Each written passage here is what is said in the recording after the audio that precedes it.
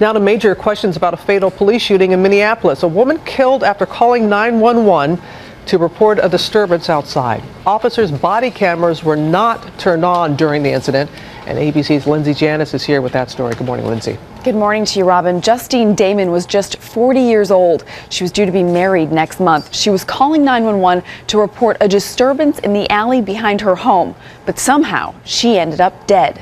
Overnight, a Minnesota community coming together to mourn a 40-year-old meditation and yoga instructor who was shot by police after she called 911 to report a possible assault in the alley behind her home. We want to remember a really peaceful, lovely woman. The woman, Justine Damon, was originally from Australia and due to marry her fiance, Don Damon, next month. Her stepson, Zach, the first family member to arrive at the scene.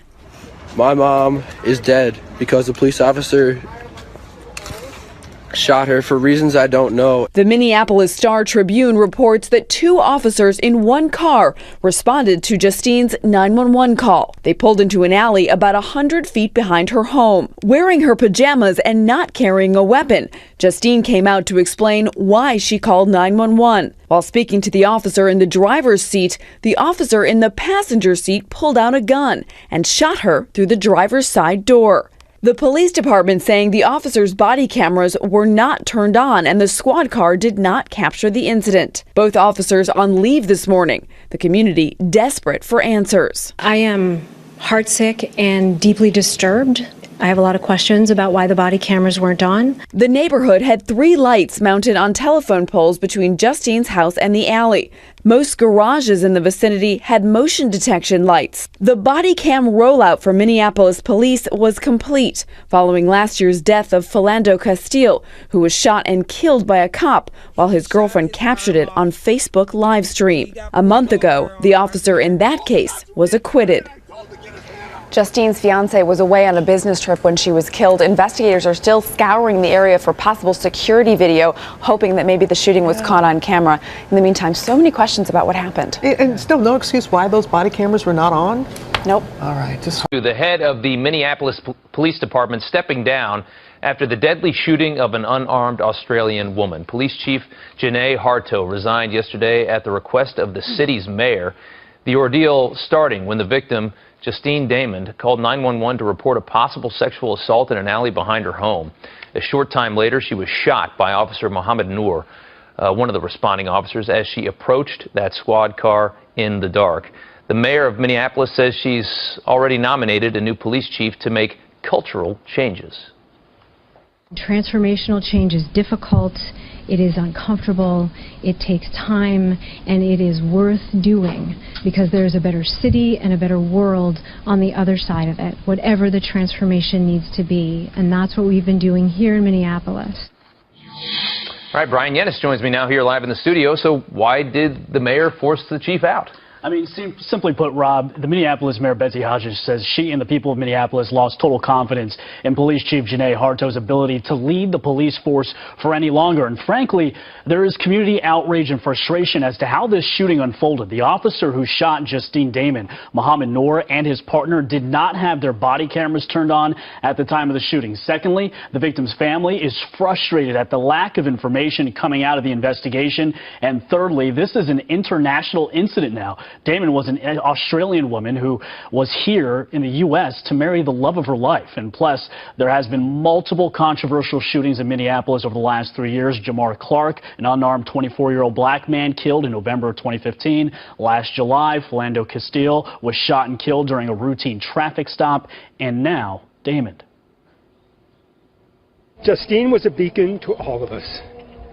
We only ask that the light of justice shine down on the circumstances of her death. Thank you. Now, the shooting led to a protest of about 200 people downtown yesterday, a few dozen even interrupting a press conference by Mayor Betsy Hodges. We do not want you as the mayor of Minneapolis, and we're asking you to resign. I will not be resigning. And like I said, it is understandable to me that, people's frustration is high. I share that frustration. Now, the city's police chief, Janae Harto, resigned Friday at the request of the mayor. And in a statement, Harto said, quote, "I have to put the communities we serve first. I've decided I am willing to step aside to let a fresh set of leadership eyes see what more can be done for the MPD to be the very best it can be." Rob. Any more information as to exactly, I heard the theory that maybe it was fireworks that startled the officer when he shot. Any information on how this happened?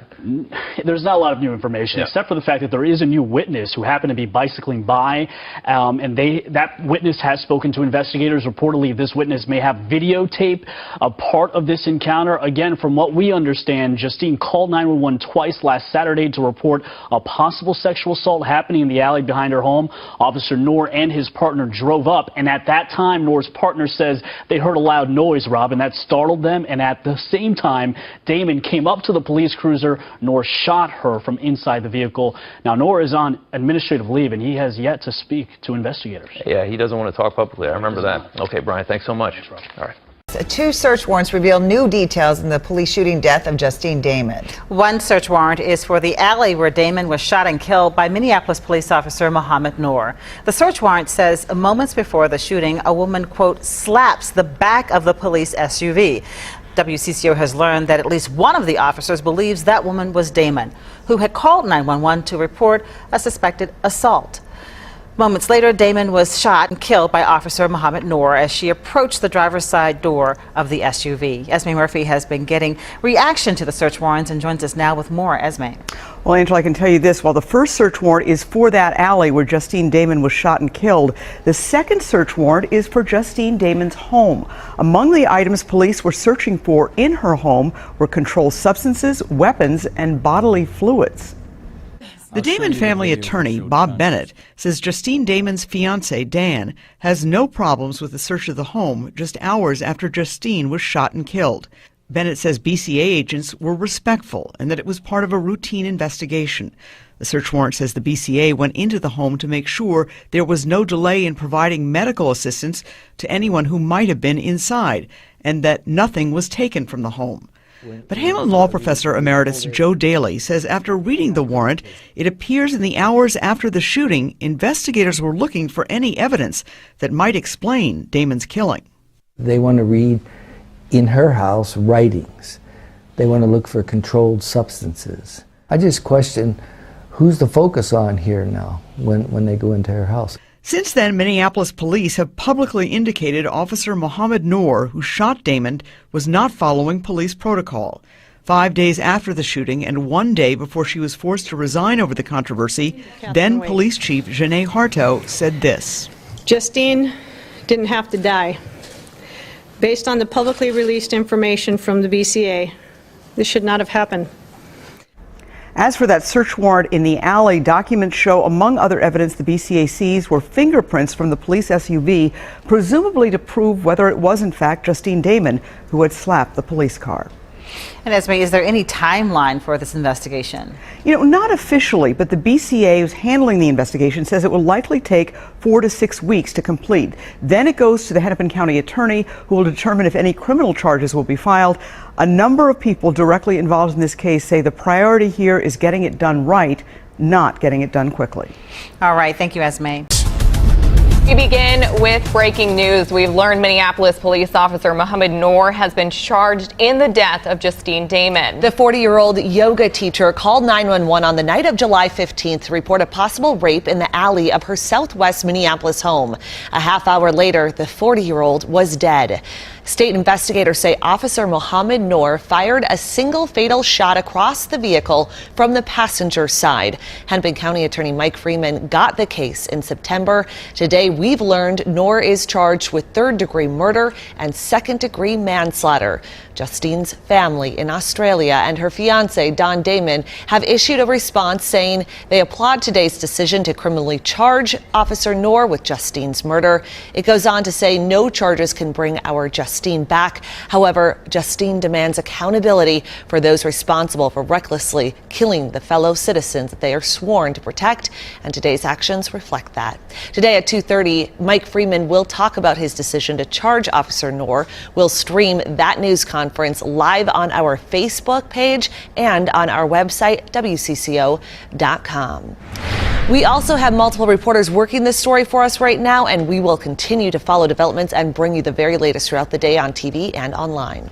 Yeah, there was a document filed last month that said Mohamed Noor plans to plead not guilty in Damon's death. The thought was that plea may come today, only it didn't. Swarmed by cameras, former Minneapolis police officer Mohamed Noor was back in court Tuesday. Inside, Noor did not enter a plea, and the hearing lasted just 3 minutes. No, this was a completely normal formality that you would see every day with a case. Michael Brandt is an attorney with Brandt Criminal Defense in Anoka. No plea was entered because under the rules of criminal procedure, a defendant doesn't enter a plea until there's been a finding of probable cause. Essentially, Brandt says, both sides are sharing evidence and need more time to go through it all. Clearly, Officer Noor violated the rules and deserves to be charged. Back on March 20th, Hennepin County Attorney Mike Freeman charged Noor with third-degree murder and second-degree manslaughter in the death of Justine Damon, who he shot in an alley behind her home in South Minneapolis last summer after she called police to report a possible crime. Brandt expects this to go to trial and says it's going to come down to this. The defense has got a specific statute that allows an officer to use deadly force if they believe that they are going to protect themselves or somebody else from death or great bodily harm. Although, Brandt adds, the state will argue that Noor should have assessed the threat before firing past his partner and through the open driver's side window, as noted in documents by the BCA. They may call into question what he did, whether that was according to training, to try and build their case to show, no, this was unreasonable. A reasonable police officer wouldn't have done exactly as he did. For now, though, we wait. Mr. Noor, would you like to apologize to Justine's family? With the world watching. Do you feel like you're being treated fairly? By the way, the courtroom was packed today. So many people, they were forced to stand outside. Right now, there's not another court date set, but both sides will work together to figure that out. Julie? All right. Thank you, Corey.